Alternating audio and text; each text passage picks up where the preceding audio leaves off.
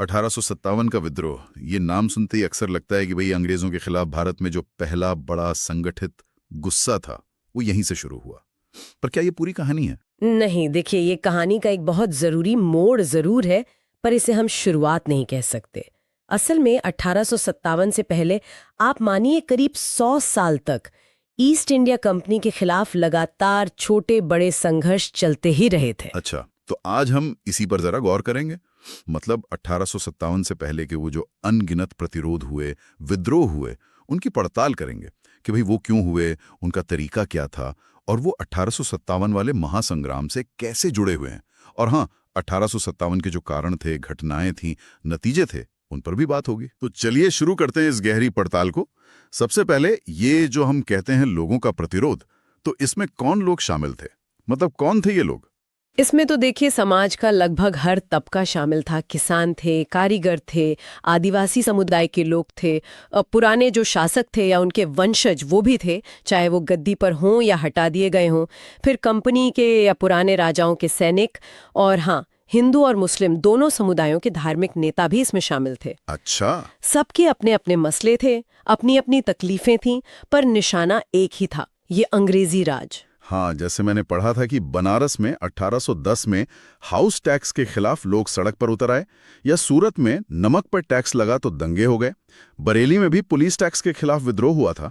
मतलब आम शहरी लोग, गरीब कारीगर से लेकर जो ठीक ठाक पैसे वाले लोग थे, वो सब साथ लड़े। सही कहा आपने। तौर पर 3 हिस्सों में बांटते हैं। एक तो नागरिक विद्रोह, मतलब सिविल अपराइजिंग्स, दूसरे आदिवासी विद्रोह और तीसरे किसान आंदोलन। हमने इसमें अपनी बातचीत के लिए सैन्य विद्रोहों को भी जोड़ा है, ताकि तस्वीर पूरी तरह साफ सुथरी हो सके। ये विरोध इतने बड़े पैमाने पे शुरू क्यों हुए? क्या मतलब पहले के जो राजा महाराजा थे, उनके खिलाफ ऐसा नहीं होता था? देखिए, विरोध तो पहले भी होते थे, ऐसा नहीं है कि नहीं होते थे, पर ये जो अंग्रेजी राज था ना, इसका चरित्र, इसका मिजाज बिल्कुल अलग था। उनका तो एक ही मकसद था, पैसा निचोड़ो बस। लोगों की भलाई क्या है, उनकी मुश्किलें क्या है, इससे उन्हें कोई लेना देना नहीं था। उनके कानून, उनकी अदालतें, सब कुछ कंपनी और उसके जो साथी थे, जमींदार, व्यापारी, साहूकार, बस उनके फायदे के लिए काम करते थे। तो आम लोगों के पास आखिर में हथियार उठाने के सिवा कोई चारा ही नहीं बचा था। और वो कौन सी खास नीतियां थीं जिनसे लोग इतने इतने परेशान हो गए थे? कई थीं, जैसे जमीन पर बहुत भारी टैक्स लगा देना, किसानों को उनकी ही जमीन से बेदखल कर देना, आदिवासियों की जमीनों पर कब्जा कर लेना। गांवों में जो बिचौलिए थे, जमींदार, साहूकार, वो मनमानी कर रहे थे, लोगों का खून चूस रहे थे। और उद्योगों का क्या हुआ? हाँ, वो भी एक बड़ा कारण था। अंग्रेजों ने भारत के जो उद्योग धंधे थे उन्हें लगभग चौपट कर दिया। क्यों? क्योंकि उन्हें अपने देश का बना माल यहाँ बेचना था। तो भारतीय कपड़ों पर, हैंडीक्राफ्ट पर भारी टैक्स लगा दिए, खासकर बाहर भेजने पर। नतीजा ये हुआ कि लाखों कारीगर बेकार हो गए और वो सब बेचारे खेती की तरफ भागे, जिससे जमीन पर बोझ और बढ़ गया। चलिए पहले इन नागरिक विद्रोहों की बात करते हैं। इनका मतलब क्या है और ये क्यों हुए? नागरिक का मतलब है जो सेना से सीधे तौर पर जुड़े न हों। इन विद्रोहों की अगुवाई अक्सर पुराने शासकों, उनके वंशजों या पुराने जमींदारों या फिर दक्षिण भारत में पॉलीगार होते थे, जिन्हें सैनिक सेवा के बदले जमीन मिलती थी। इन लोगों ने की, और इनका साथ दिया दुखी किसानों ने, बेरोजगार कारीगरों ने और पुराने सैनिकों ने। कारण क्या थे फिर इनके पीछे, मुख्य कारण? कारण मोटे तौर पर वही थे, अंग्रेजों के लाए हुए बदलाव, जमीन के नए नियम, प्रशासन का नया तरीका, सब कुछ लोगों के खिलाफ जा रहा था। बहुत सारे जमींदारों और पॉलीगारों की जमीनें छिन गईं, उनके अधिकार चले गए। ऊपर से सरकारी अफसर और जो नए अमीर व्यापारी बन गए थे, वो पुराने रईसों, पारंपरिक जमींदारों की कोई इज्जत नहीं करते थे, उनका अपमान करते थे। भारतीय उद्योग धंधे खत्म होने से जो पुजारी वर्ग था या मौलवी थे, वो भी नाराज थे, क्योंकि उनके जो संरक्षक थे, राजा, सरदार, जमींदार, वो खुद कमजोर हो गए थे। और एक बहुत बड़ी बात थी अंग्रेजों का बर्ताव। वो खुद को बहुत ऊंचा समझते थे और भारतीयों को बहुत नीची नजर से देखते थे, तिरस्कार करते थे। इन शुरुआती विद्रोहों की कोई खास पहचान थी, कोई पैटर्न? हाँ, ज्यादातर ये किसी खास इलाके की अपनी समस्याओं को लेकर शुरू हुए और वहीं तक सिमट कर रह गए। और इनके जो नेता थे वो भी ज्यादातर पुरानी सोच वाले थे। उनका मकसद बस पुरानी व्यवस्था को, पुराने सामाजिक रिश्तों को वापस लाना था। कोई नया नजरिया, कोई भविष्य का प्लान वो उनके पास नहीं था। कोई एक दो उदाहरण दे सकती हैं जिससे थोड़ा अंदाजा लगे? जैसे ये सन्यासी विद्रोह, ये काफी सुना है। हाँ, सन्यासी विद्रोह 1763-1800 बहुत अहम है। ये पूर्वी भारत में, खासकर बंगाल में 1770 में जो भयानक अकाल पड़ा था और उसके बाद भी अंग्रेजों की जो टैक्स वसूली की सख्ती थी उसके कारण भड़का था। इसमें सिर्फ सन्यासी नहीं थे, बल्कि बड़ी संख्या में किसान जिनकी जमीनें छिन गई थीं, पुराने जमींदार, सैनिक और गरीब लोग शामिल थे। अच्छा। ये लोग कंपनी की फैक्ट्रियों पर, उनके खजानों पर हमले करते थे। इसे फकीर विद्रोह भी कहते हैं, क्योंकि इसमें हिंदू और मुस्लिम दोनों की बराबर की भागीदारी थी। मजनू शाह, चिराग अली, भवानी पाठक और देबी चौधुरानी ये कुछ बड़े नाम हैं। देबी चौधुरानी का नाम ये भी दिखाता है कि औरतें भी पीछे नहीं थीं। बंकिम चंद्र चटर्जी का जो मशहूर उपन्यास है आनंद मठ, वो इसी विद्रोह पर आधारित है। उन्होंने देवी चौधुरानी नाम से अलग उपन्यास भी लिखा। और दक्षिण भारत में पॉलीगारों का विद्रोह, वो भी जबरदस्त रहा होगा। बिल्कुल, पॉलीगार 1795 से 1805 तो अंग्रेजों के लिए बहुत बड़ी चुनौती बन गए थे। हुआ ये कि जब आरकॉट के नवाब ने अपना इलाका तिन्नेवेली और कर्नाटक वगैरह कंपनी को सौंप दिया, तो ये पॉलीगार्ड्स जो खुद को लगभग आजाद मानते थे वो भड़क गए। पहला विद्रोह तो टैक्स को लेकर हुआ। कट्टा बोमन नायकन इसके बड़े नेता थे। हाँ, नाम सुना है। उन्हें पकड़वाने के लिए इनाम रखा गया, जिससे विद्रोह और भड़क गया। खैर, पुदुकट्टई के राजा ने धोखा दिया और कट्टा बोमन पकड़े गए, उन्हें फांसी दे दी गई, लेकिन विद्रोह दबा नहीं। दूसरा दौर 1801 में शुरू हुआ, जब कुछ कैदी पॉलीगार भाग निकले। इस बार कमान संभाली कट्टा बोमन के भाई ऊमथुरई और मारुथु पांड्यन ने। ये और ज्यादा हिंसक था, इसे भी बड़ी मुश्किल से दबाया गया। बाद में उत्तरी आरकोट के पॉलीगारों ने भी विद्रोह किया। इन नागरिक विद्रोहों के अलावा कुछ धार्मिक राजनीतिक किस्म के आंदोलन भी थे ना, जैसे वहाबी और कूका आंदोलन। ये कैसे अलग थे बाकियों से? हाँ, ये थोड़े अलग और दिलचस्प है। वहाबी आंदोलन जो करीब 1830 के दशक से शुरू हुआ, वो सैयद अहमद बरेलवी ने शुरू किया था। ये असल में एक इस्लामी पुनरुत्थानवादी आंदोलन था, मतलब इस्लाम को उसके शुद्ध रूप में वापस ले जाना और पश्चिमी असर का विरोध करना। शुरू में ये पंजाब में सिख साम्राज्य के खिलाफ था, लेकिन जब 1849 में अंग्रेजों ने पंजाब पर कब्जा कर लिया तो ये पूरी तरह ब्रिटिश विरोधी हो गया। इसने ब्रिटिश विरोधी भावनाएं फैलाने में काफी अहम भूमिका निभाई। और कूका आंदोलन? कूका आंदोलन पंजाब में 1840 में भगत जवाहरमल ने शुरू किया था, पर बाद में बाबा राम सिंह इसके सबसे बड़े नेता बने। ये भी एक धार्मिक सुधार अभियान के तौर पर शुरू हुआ था, लेकिन धीरे धीरे ये एक राजनीतिक अभियान बन गया। इन्होंने सामाजिक सुधारों पर जोर दिया, जैसे जाति भेद खत्म करना, विधवा पुनर्विवाह को बढ़ावा देना। लेकिन साथ ही इनका राजनीतिक लक्ष्य भी था, अंग्रेजों को हटाना और सिख शासन वापस लाना। अच्छा। कर दिया था, जो बाद में गांधी जी के आंदोलन का हिस्सा बनी। 1872 में राम सिंह को पकड़कर रंगून भेज दिया गया था। अब जरा आदिवासी विद्रोहों की बात करते हैं। कहा जाता है कि ये सबसे ज्यादा उग्र थे, हिंसक थे और लंबे समय तक चले। ऐसा क्यों था? देखिए, आदिवासियों की तो जैसे पूरी दुनिया ही उथल-पुथल हो गई थी।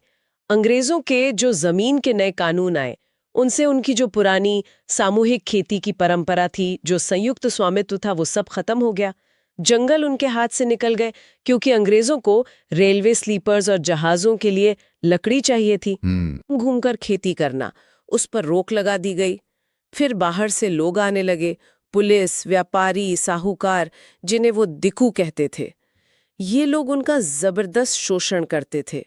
ऊपर से ईसाई मिशनरी आ गए, नए कानून आ गए जो उनके पुराने रीति रिवाजों में दखल देते थे। तो उनका गुस्सा बहुत गहरा था। और उत्तर पूर्व के जो आदिवासी थे, वो तो अपनी पूरी आज़ादी चाहते थे। वो किसी के नीचे रहना ही नहीं चाहते थे। इन सारे आदिवासी विद्रोहों में क्या कुछ आम बातें थी, कोई कॉमन पैटर्न? कुछ चीजें कॉमन थीं। एक तो उनकी एकता का आधार अक्सर उनकी अपनी जनजाति या जातीय पहचान होती थी। वो अपने कबीले के लिए लड़ रहे थे। दूसरा, उनका गुस्सा ज्यादातर साहूकारों और व्यापारियों पर निकलता था, क्योंकि उन्हें वो अंग्रेजी राज का एजेंट मानते थे, उन्हीं के जरिए शोषण हो रहा था। अच्छा। तीसरा, ये जो विदेशी सरकार थी उसके थोपे हुए कानूनों का विरोध, ये लगभग सभी विद्रोहों का एक बड़ा कारण था। चौथा, कई बार इन विद्रोहों के नेता किसी मसीहा की तरह उभरते थे जो उन्हें यकीन दिलाते थे कि वो उन्हें इस मुसीबत से मुक्ति दिलाएंगे। और पांचवी दुख की बात यह है कि वो अपने पुराने हथियारों, तीर कमान भाले से लड़ते थे, जो अंग्रेजों की आधुनिक बंदूकों और तोपों के सामने ज्यादा देर टिक नहीं पाते थे।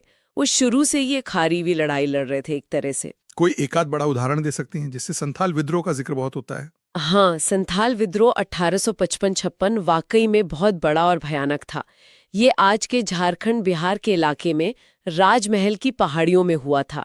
संथाल लोग शांति से खेती करने वाले लोग थे, लेकिन जमींदारों और साहूकारों के जुल्म से तंग आ चुके थे और पुलिस भी उन्हीं का साथ देती थी, अंग्रेजों की अदालतें भी उन्हीं की सुनती थी। तो सिद्धू और कान्हू नाम के दो भाई थे, उनके नेतृत्व में ये विद्रोह शुरू हुआ और देखते ही देखते ये ब्रिटिश राज के खिलाफ एक खुली जंग में बदल गया। उन्होंने बाकायदा कंपनी राज के खत्म होने का ऐलान कर दिया और भागलपुर से राजमहल के बीच के इलाके को आज़ाद घोषित कर दिया। इसे कुचलने के लिए अंग्रेजों को पूरी सेना भेजनी पड़ी। बहुत बेरहमी से इसे दबाया गया। कहते हैं 15,000 से ज्यादा संथाल मारे गए। बाप रे। और 1857 से पहले क्या कंपनी की अपनी फौज के अंदर भी सिपाही नाराज थे? क्या वहां भी कुछ हुआ? हाँ बिल्कुल, ऐसा नहीं था कि सिपाही बिल्कुल खुश थे। 1857 से पहले भी कई बार सिपाहियों ने अलग अलग जगहों पर बगावत की थी, छिटपुटी सही। वजहें कई थीं, जैसे वेतन और प्रमोशन में भारतीय सिपाहियों के साथ भेदभाव होता था, अंग्रेज अफसर उनके साथ बुरा बर्ताव करते थे, गाली गलौज करते थे। अच्छा, अगर उन्हें कहीं दूर लड़ने भेजा जाता था तो उसका भत्ता देने से इनकार कर देते थे। और सबसे बढ़कर उनकी धार्मिक भावनाएं थी। जैसे 1806 में वेलोर में सिपाहियों ने इसलिए बगावत कर दी क्योंकि उन्हें एक नई तरह की पगड़ी पहनने को कहा गया, जिसमें कहा जाता था कि चमड़ा लगा है। या 1824 में बैरकपुर छावनी में 47वीं रेजिमेंट के सिपाहियों ने समुद्र पार करके बर्मा जाने से मना कर दिया क्योंकि उस जमाने में हिंदू मानते थे कि समुद्र पार करने से उनकी जाति भ्रष्ट हो जाएगी। हाँ, ये तो सुना है। फिर लॉर्ड कैनिंग ने 1856 में एक कानून बनाया, जनरल सर्विस एनलिस्टमेंट एक्ट, जिसमें कहा गया कि अब से जो भी नया सिपाही भर्ती होगा उसे भारत के अंदर या बाहर कहीं भी लड़ने के लिए भेजा जा सकता है। इससे खासकर ऊंची जाति के हिंदू सिपाहियों ने बहुत गुस्सा था। और आखिर में ये सिपाही भी तो उसी समाज से आते थे, है ना? उनके घर परिवार वाले भी तो किसान या कारीगर थे जो अंग्रेजी राज से परेशान थे, इसीलिए उन्हें वर्दी में किसान कहा जाता था। उनका दर्द भी वही था। तो ये इतने सारे विद्रोह हुए, नागरिक, आदिवासी, किसान, सैनिक, ये इतने सालों तक चलते रहे, लेकिन अंग्रेजों को हिला क्यों नहीं पाए? मतलब उन्हें उखाड़ क्यों नहीं पाए? क्या कमजोरियां थी इनमें? हाँ, ये एक बड़ा सवाल है। कई वजहें थीं। एक तो सबसे बड़ी बात ये थी कि ये सब अलग अलग जगहों पर अलग अलग समय पर हुए। इनमें कोई तालमेल नहीं था, कोई कोऑर्डिनेशन नहीं था, सब अपनी अपनी लड़ाई लड़ रहे थे। दूसरी बात, इनका जो नेतृत्व था वो अक्सर पुराने जमाने के राजा, नवाब, जमींदार किस्म के लोग थे। उनकी सोच पारंपरिक थी, उनके पास भविष्य का कोई नक्शा नहीं था, कोई नया विकल्प नहीं था। वो बस पुरानी व्यवस्था को वापस लाना चाहते थे। मतलब कोई राष्ट्रीय भावना नहीं थी उस तरह की। हाँ, वो जो एक हम सब भारतीय हैं वाली भावना होती थी, वो तब तक उतनी मजबूत नहीं हुई थी। लोग अपनी स्थानीय शिकायतों, अपनी तकलीफों के खिलाफ लड़ रहे थे।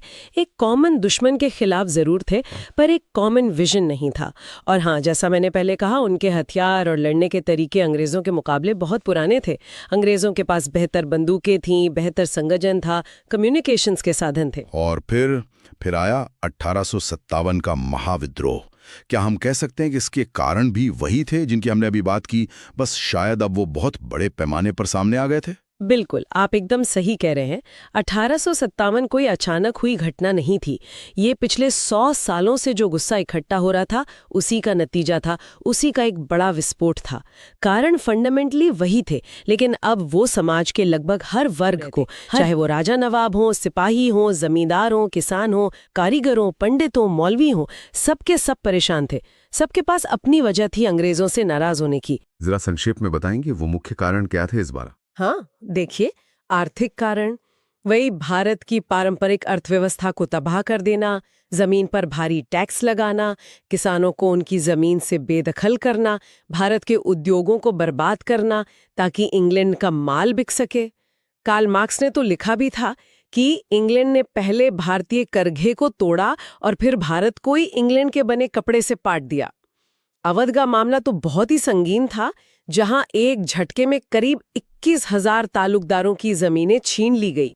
राजनीतिक कारण, अंग्रेजों की जो हड़पने की नीतियां थीं, जैसे सहायक संधि, जिसके बहाने वो रियासतों पर कब्जा करते थे, या लॉर्ड डलहौजी की व्यपगत का सिद्धांत डॉक्ट्रिन ऑफ लैप्स, जिसके तहत अगर किसी राजा का अपना बेटा नहीं होता था तो उसकी रियासत हड़प ली जाती थी, गोद लिए बेटे को मान्यता नहीं मिलती थी। इसने कई राजघरानों को, जैसे झांसी, सतारा, नागपुर, इनको बहुत नाराज कर दिया था। फिर मुगल बादशाह बहादुर शाह जफर के साथ जो बदसलूकी की गई, कहा गया कि उनके बाद बादशाहत खत्म हो जाएगी, इससे भी लोगों में गुस्सा था। प्रशासनिक कारण, हर स्तर पर भ्रष्टाचार फैला हुआ था। पुलिस, छोटे अफसर, निचली अदालतें, सब पैसा खाते थे। और ये एहसास बहुत गहरा होता जा रहा था कि हम पर विदेशी लोग राज कर रहे हैं जो हमें कुछ समझते ही नहीं है। सामाजिक धार्मिक कारण, अंग्रेजों का जो नस्ली अहंकार था वो खुद को श्रेष्ठ समझते थे। ईसाई मिशनरियों की गतिविधियां बढ़ रही थीं, वो खुलेआम हिंदू मुस्लिम धर्मों की आलोचना करते थे। लोगों को लगता था कि हमारा धर्म भ्रष्ट करना चाहते हैं। अंग्रेजों ने कुछ सुधार भी किए, जैसे सती प्रथा बंद करना, विधवा विवाह को कानूनी बनाना, लेकिन रूढ़िवादी लोगों ने इसे भी अपने धर्म में दखलंदाजी माना। फिर मंदिरों मस्जिदों की जमीनों पर टैक्स लगा दिया गया।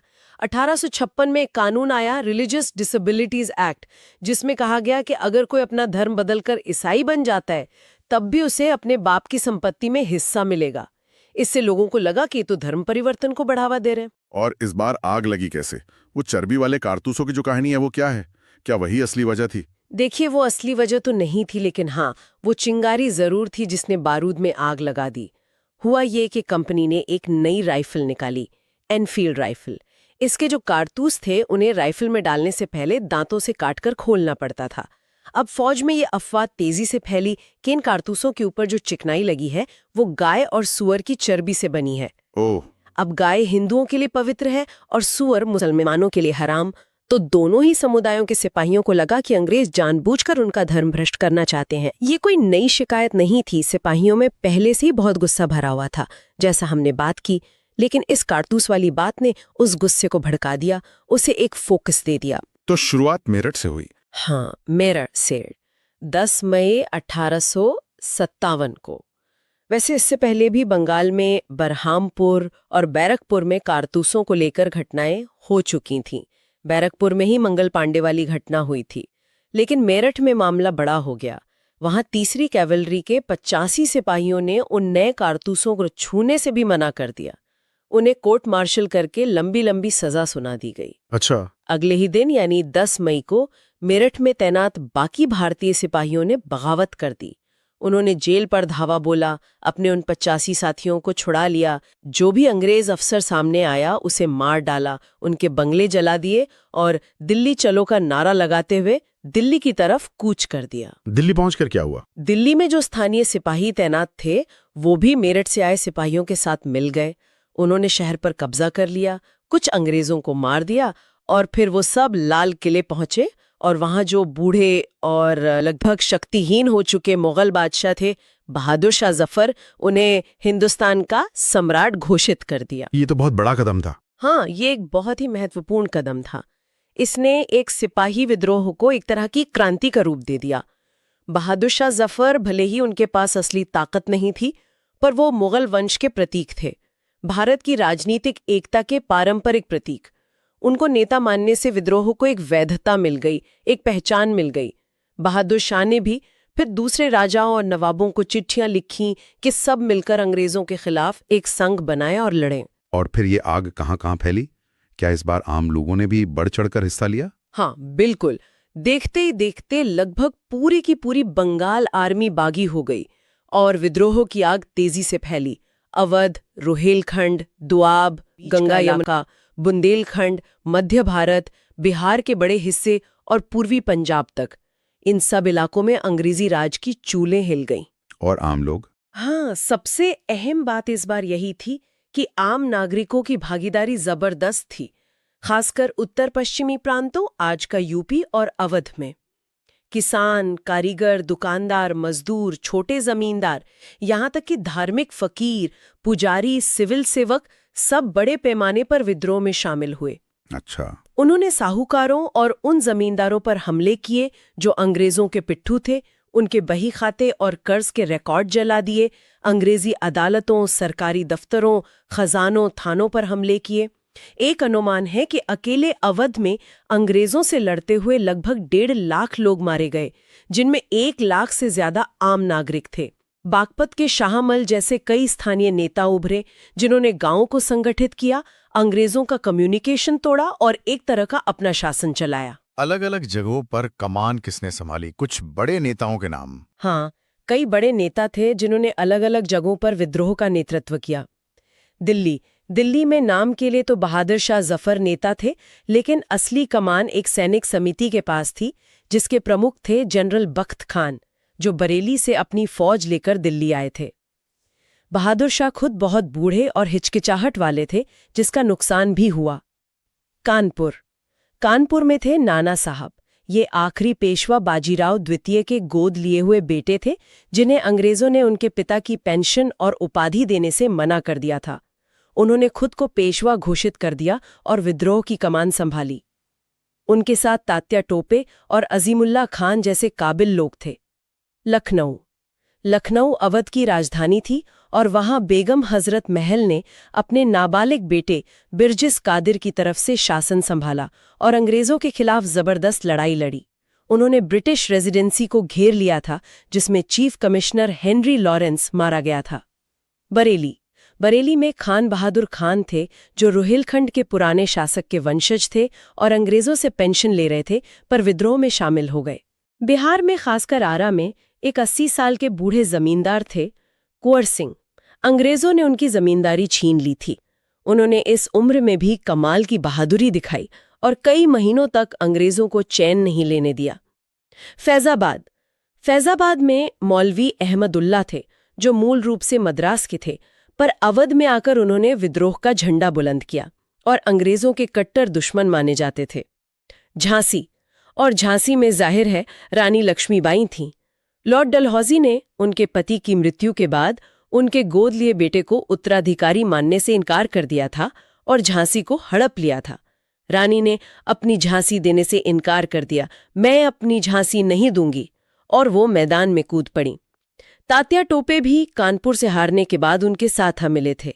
वो दोनों मिलकर ग्वालियर गए, जहां के सिपाही तो उनके साथ हो गए, पर राजा सिंधिया अंग्रेजों से जा मिले थे। रानी वहीं अंग्रेजों से लड़ते हुए वीरगति को प्राप्त हुई। हाँ, रानी लक्ष्मीबाई की कहानी तो रोंगटे खड़े कर देती है। बिल्कुल। अंग्रेज जनरल ह्यू रोज, जिसने उन्हें हराया, उसने भी उनकी तारीफ करते हुए लिखा था, यहाँ वो औरत सो रही है जो विद्रोहियों में अकेली मर्द थी। पर आखिर में अंग्रेजों ने इस इतने बड़े विद्रोह को दबा कैसे दिया? देखिए, अंग्रेजों ने इसे दबाने के लिए अपनी पूरी ताकत झोंक दी। उन्होंने ब्रिटेन से भी और फौजें मंगवाईं, पैसा पानी की तरह बहाया। उनके पास बेहतर हथियार थे, बेहतर कम्युनिकेशन था और उनके सेनापति भी ज्यादा अनुभवी और निर्दयी थे। दिल्ली पर कब्जा करना उनके लिए बहुत जरूरी था और सितंबर 1857 तक जबरदस्त लड़ाई के बाद उन्होंने दिल्ली वापस छीन ली। जॉन निकलसन, जो मुख्य कमांडर थे, वो इस लड़ाई में घायल हुए और बाद में मर गए। और बहादुर शाह जफर को पकड़ लिया गया। उन पर मुकदमा चलाकर उन्हें रंगून, बर्मा निर्वासित कर दिया गया, जहां उनकी मौत हो गई। उनके बेटों को तो लेफ्टिनेंट हडसन ने दिल्ली गेट पर गोली मार दी थी। दिल्ली के आम लोगों पर भयानक अत्याचार किए गए, कत्लेआम हुआ। और बाकी नेता? धीरे धीरे बाकी जगहों पर भी विद्रोह को कुचल दिया गया। लखनऊ को मार्च 1858 में, झांसी को जून 1858 में वापस जीता गया। एक एक करके सभी बड़े नेता या तो मारे गए या गायब हो गए। नाना साहब हारने के बाद नेपाल भाग गए, उनका फिर कुछ पता नहीं चला। तात्या टोपे कुछ समय तक गुरिल्ला लड़ाई लड़ते रहे, पर अप्रैल 1859 में एक साथी के धोखे से पकड़े गए और उन्हें फांसी दे दी गई। रानी लक्ष्मीबाई युद्ध में मारी गईं, कुंवर सिंह लड़ते हुए घायल हुए और मर गए। बख्त खान, खान बहादुर खान, मौलवी अहमदुल्ला, ये सब भी 1859 तक मारे जा चुके थे। बेगम हजरत महल भी नेपाल चली गईं। बनारस जैसे कुछ इलाकों में कर्नल नील जैसे अफसरों ने बहुत ज्यादा क्रूरता दिखाई। तो 1859 के अंत तक भारत पर ब्रिटिश सत्ता पूरी तरह से और पहले से कहीं ज्यादा मजबूती से फिर से स्थापित हो गई थी। और हाँ, इस सब को दबाने में जो बेहिसाब पैसा खर्च हुआ, वो बाद में भारत के लोगों से ही वसूला गया। इतना बड़ा आंदोलन, इतनी बहादुरी, फिर भी आखिर में फेल क्यों हो गया? क्या मुख्य कारण थे इसकी विफलता के? हाँ, ये जानना जरूरी है। कई कारण थे। पहला, ये विद्रोह पूरे भारत में नहीं फैल पाया। देश का एक बड़ा हिस्सा, खासकर पूर्वी, दक्षिणी और पश्चिमी भारत, काफी हद तक अछूता रहा। पंजाब में सिखों ने और दक्षिण में मद्रास आर्मी ने न सिर्फ विद्रोह नहीं किया, बल्कि उसे दबाने में अंग्रेजों की मदद की। दूसरा, समाज के सभी वर्गों का इसे समर्थन नहीं मिला। बड़े जमींदार और तालुकेदार, जिन्हें अंग्रेजों ने तूफान रोकने वाले बांध कहा, वो ज्यादातर अंग्रेजों के वफादार बने रहे। साहूकार और व्यापारी वर्ग भी अंग्रेजों के साथ था, क्योंकि उन्हें ब्रिटिश राज में अपना फायदा दिखता था। पढ़े लिखे भारतीय, जो नया मध्यम वर्ग उभर रहा था, उन्होंने भी ज्यादातर विद्रोह का साथ नहीं दिया। उन्हें लगता था कि ये पिछड़े सामंती तत्वों का विद्रोह है जो देश को पीछे ले जाएगा। तीसरा, ज्यादातर भारतीय शासक जो राजे रजवाड़े थे, वो या तो किनारे रहे या उन्होंने अंग्रेजों की सक्रिय रूप से मदद की। जैसे ग्वालियर के सिंधिया, इंदौर के होलकर, हैदराबाद के निजाम, पटियाला, नाभा, जींद के सिख शासक, कश्मीर के राजा, नेपाल के राणा, इन सब ने अंग्रेजों का साथ दिया। कैनिंग ने बाद में कहा भी था कि इन शासकों ने तूफान में लहरों को रोकने वाली चट्टान का काम किया, वरना हम एक ही लहर में बह जाते। चौथा, विद्रोहियों के पास अच्छे हथियार और साजो सामान की भारी कमी थी। भारतीय सिपाही ज्यादातर तलवारों और भालों से लड़े, जबकि अंग्रेजों के पास नई एनफील्ड राइफलें थीं और उनके पास टेलीग्राफ जैसी तेज कम्युनिकेशन व्यवस्था थी, जिससे वो अपनी सेनाओं को तेजी से मूव कर सकते थे। पांचवां, विद्रोह असंगठित था और उसमें एक मजबूत केंद्रीय नेतृत्व का अभाव था। अलग अलग नेता अपने अपने इलाकों में लड़ रहे थे, उनमें आपस में कोई खास तालमेल नहीं था। विद्रोही नेता बेशक बहुत बहादुर थे, जैसे नाना साहब, तात्या टोपे, कुंवर सिंह, रानी लक्ष्मीबाई, लेकिन रणनीतिक रूप से वो अंग्रेज सेनापतियों जैसे लॉरेंस बंधु, निकोलसन, आउटरम, हैवलॉक, ह्यू रोज के सामने कमजोर साबित हुए। छठा, विद्रोहियों के पास कोई एक साफ एकीकृत विचारधारा या भविष्य का कार्यक्रम नहीं था। उन्हें ये तो पता था कि अंग्रेजी राज बुरा है, उसे हटाना है, पर उसकी जगह क्या लाना है, इस पर कोई स्पष्ट सोच नहीं थी। अलग अलग लोगों की अलग अलग शिकायतें थीं, अलग अलग राजनीतिक विचार थे। वो जो आधुनिक राष्ट्रवाद की भावना होती है, वो उस समय तक विकसित नहीं हुई थी। लेकिन एक बात जो बार बार कही जाती है और जो आपने पहले भी इशारा किया, वो है हिंदू मुस्लिम एकता। क्या वो वाकई में इस विद्रोह के दौरान देखने को मिली? हाँ, ये 1857 के विद्रोह का एक बहुत ही महत्वपूर्ण और सकारात्मक पहलू है। पूरे विद्रोह के दौरान हर स्तर पर, चाहे वो सिपाही हों, नेता हों या आम लोग, हिंदुओं और मुसलमानों के बीच जबरदस्त एकता और सहयोग देखने को मिला। सभी विद्रोहियों ने, चाहे वो हिंदू हों या मुसलमान, एक मुस्लिम बादशाह बहादुर शाह जफर को अपना सम्राट माना। मेरठ के हिंदू सिपाहियों का पहला कदम दिल्ली जाकर मुस्लिम बादशाह से मिलना था। जहां भी विद्रोह सफल हुआ, वहां फौरन गोहत्या पर पाबंदी लगा दी जाती थी, ताकि हिंदू भावनाओं का सम्मान हो। नेतृत्व में भी दोनों समुदायों का अच्छा प्रतिनिधित्व था। अगर नाना साहब हिंदू थे तो उनके करीबी सलाहकार अजीमुल्ला खान मुस्लिम थे। अगर रानी लक्ष्मीबाई हिंदू थीं तो उनकी सेना में बहुत से बहादुर अफगान पठान सैनिक थे। खान बहादुर खान के साथ हिंदू अफसर भी थे। मौलाना आज़ाद ने बाद में लिखा भी कि ये एकता और मुगल ताज के प्रति लोगों की गहरी निष्ठा, ये 1857 की कहानी के दो सबसे स्पष्ट तथ्य हैं। इससे ये भी पता चलता है कि 1858 से पहले भारत में उस तरह की सांप्रदायिकता नहीं थी जैसी बाद में अंग्रेजों ने फैलाई। तो फिर इसे आखिर कहा क्या जाए? क्या इसे सिपाही विद्रोह कहना सही है जैसा कुछ अंग्रेज कहते हैं, या इसे आजादी की पहली लड़ाई कहना सही है जैसा सावरकर ने कहा? इस पर इतिहासकारों में इतने मतभेद क्यों हैं? हाँ, ये एक बड़ा बहस का मुद्दा रहा है। इस विद्रोह की प्रकृति क्या थी, इसे लेकर इतिहासकारों में अलग अलग राय हैं। कुछ ब्रिटिश इतिहासकार जैसे जॉन सीली इसे बस एक सिपाही विद्रोह मानते हैं जिसका कुछ असंतुष्ट राजाओं और जमींदारों ने अपने फायदे के लिए इस्तेमाल किया। उनके लिए ये आम लोगों का विद्रोह नहीं था। दूसरी तरफ वीडी सावरकर ने 1909 में अपनी किताब the Indian war of independence 1857 लिखी, जिसमें उन्होंने इसे पहली बार भारतीय स्वतंत्रता का पहला युद्ध कहा। एसएन सेन, जिन्होंने भारत सरकार के कहने पर इतिहास लिखा, उनका मानना था कि ये धर्म के लिए लड़ाई के रूप में शुरू हुआ लेकिन स्वतंत्रता संग्राम के रूप में समाप्त हुआ। आरसी मजूमदार एक बड़े इतिहासकार थे।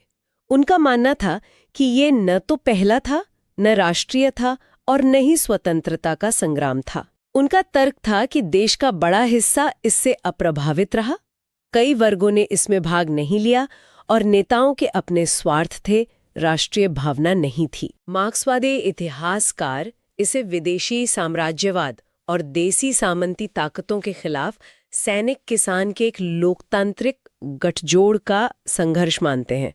जवाहरलाल नेहरू ने इसे मुख्य रूप से एक सामंती विद्रोह माना जिसमें कुछ राष्ट्रवादी तत्व भी मौजूद थे।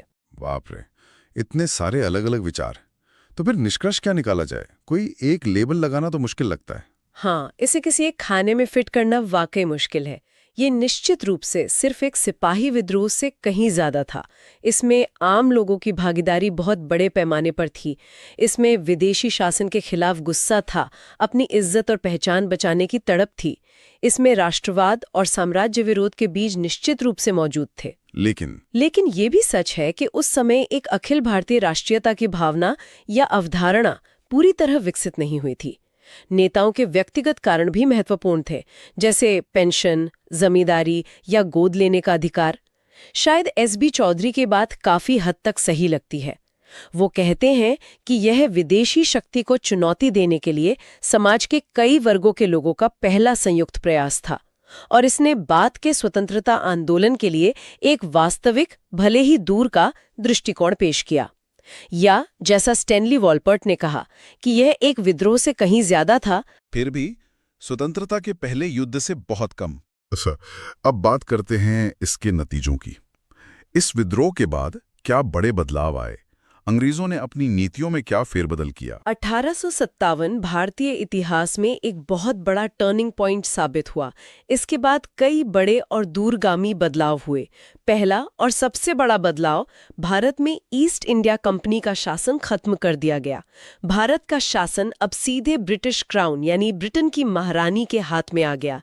ये हुआ भारत सरकार अधिनियम 1858, गवर्नमेंट ऑफ इंडिया एक्ट 1858 के जरिए लंदन में एक नया पद बनाया गया, भारत के लिए राज्य सचिव, secretary of state for India, जो ब्रिटिश कैबिनेट का सदस्य होता था और भारत के प्रशासन के लिए जिम्मेदार था। उसकी मदद के लिए एक 15 सदस्यों की इंडिया काउंसिल बनाई गई। दूसरा, 11 नवंबर 1858 को इलाहाबाद में लॉर्ड कैनिंग सरकार भारत में और इलाके नहीं हड़पेगी। देसी रियासतों के राजाओं के अधिकारों, उनकी गरिमा और सम्मान का ख्याल रखा जाएगा, यानी विलय की नीति खत्म। ये भी वादा किया गया कि भारतीयों के धार्मिक विश्वासों में कोई हस्तक्षेप नहीं किया जाएगा, कानून के सामने सबको बराबर माना जाएगा और सरकारी नौकरियों में भर्ती के लिए जाति या धर्म के आधार पर कोई भेदभाव नहीं किया जाएगा, योग्यता ही आधार होगी। भारतीय रीति रिवाजों का सम्मान करने का भी वादा किया गया। सुनने में तो ये बहुत अच्छा लगता है। क्या ये वादे निभाए भी गए? देखिए, कहने और करने में हमेशा की तरह बहुत फर्क था। वादे तो बड़े अच्छे थे, लेकिन असलियत कुछ और थी। सेना का पुनर्गठन, सबसे बड़ा बदलाव सेना में किया गया। अंग्रेजों को समझ आ गया था कि भारतीय सिपाहियों पर अब भरोसा नहीं किया जा सकता, तो उन्होंने फूट डालो और राज करो की नीति सेना में भी लागू की। भारतीय सैनिकों की संख्या बहुत कम कर दी गई, लगभग आधी, और यूरोपीय सैनिकों की संख्या बढ़ा दी गई, लगभग दोगुनी। बंगाल आर्मी में तो यह अनुपात 1.2 या 1.3 तक कर दिया गया। महत्वपूर्ण जगहों जैसे तोपखाने पर पूरी तरह यूरोपीय सैनिकों का कब्जा हो गया। Martial race theory. सेना में भर्ती के लिए जाति, समुदाय और क्षेत्र के आधार पर अलग अलग रेजिमेंट बनाई गईं ताकि उनमें आपसी एकता न पनप सके। लड़ाकू जातियों, मार्शल रेस, का एक नया सिद्धांत गढ़ा गया। कहा गया कि कुछ खास समुदाय ही लड़ने के लिए बने हैं, जैसे पंजाब के सिख, गोरखा, पठान। अवध, बिहार, मध्य भारत के सिपाही जिन्होंने विद्रोह में बढ़ चढ़ के हिस्सा लिया था, उन्हें गैर लड़ाकू घोषित कर दिया गया और उनकी भर्ती कम कर दी गई। सेना को आन नागरिक आबादी से भी दूर रखने की कोशिश की गई। भारतीय सैनिकों के लिए ऊंचे पद लगभग बंद कर दिए गए। सुधार युग का अंत। 1857 से पहले कुछ अंग्रेज सोचते थे कि भारतीयों को सुधारना, उन्हें सभ्य बनाना उनका काम है। विद्रोह के बाद ये सोच बदल गई।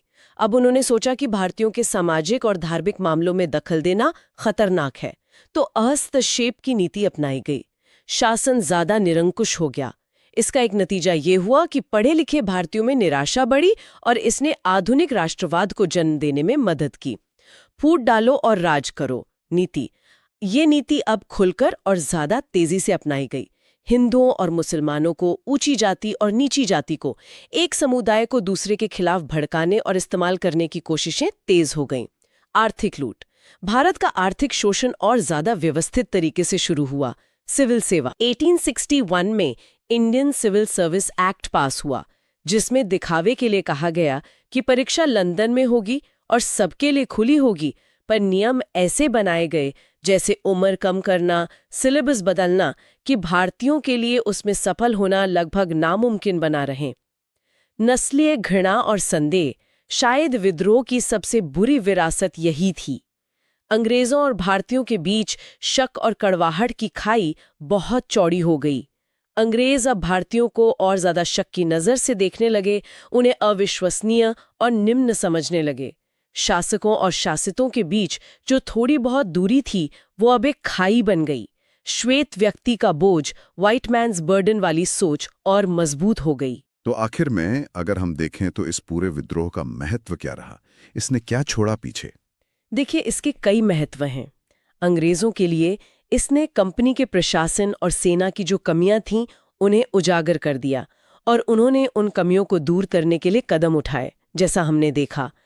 भारतीयों के लिए इसने भविष्य के स्वतंत्रता संग्राम पर एक बहुत बड़ा और गहरा प्रभाव डाला। इसने लोगों और सिपाहियों की जो वास्तविक शिकायतें थीं, उन्हें खुलकर सामने ला दिया। ये भी साफ हो गया कि भारतीयों के जो पारंपरिक हथियार थे, वो अंग्रेजों के आधुनिक हथियारों का मुकाबला नहीं कर सकते थे। लड़ाई के तरीके बदलने की जरूरत थी। दोनों तरफ से जो भयानक हिंसा हुई, उसने कई भारतीय बुद्धिजीवियों को झकझोर दिया और उन्हें लगा कि शायद स्वतंत्रता हासिल करने के लिए हिंसा का रास्ता ठीक नहीं है, अहिंसा का मार्ग अपनाना चाहिए। और सबसे बढ़कर इसने ब्रिटिश शासन के खिलाफ प्रतिरोध की स्थानीय परंपराएं स्थापित की, लोगों में एक चेतना जगाई जो भविष्य के राष्ट्रीय संघर्ष के लिए एक प्रेरणा स्रोत बनी। भले ही असफल रहा, पर इसने गुलामी के एहसास को और गहरा किया और आज़ादी की तड़प को और बढ़ाया। तो हमने देखा कि 1857 कोई आसमान से टपकी हुई अकेली घटना नहीं थी, बल्कि ये तो 100 साल से सुलग रही चिंगारियों का एक बड़ा धमाका था, जिसमें किसान, आदिवासी, सिपाही, पुराने राजे रजवाड़े, आम लोग सब शामिल थे।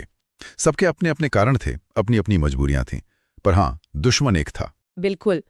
और भले ही ये कोशिश उस समय नाकाम रही, इसने ब्रिटिश राज की नींव तो हिला ही दी थी।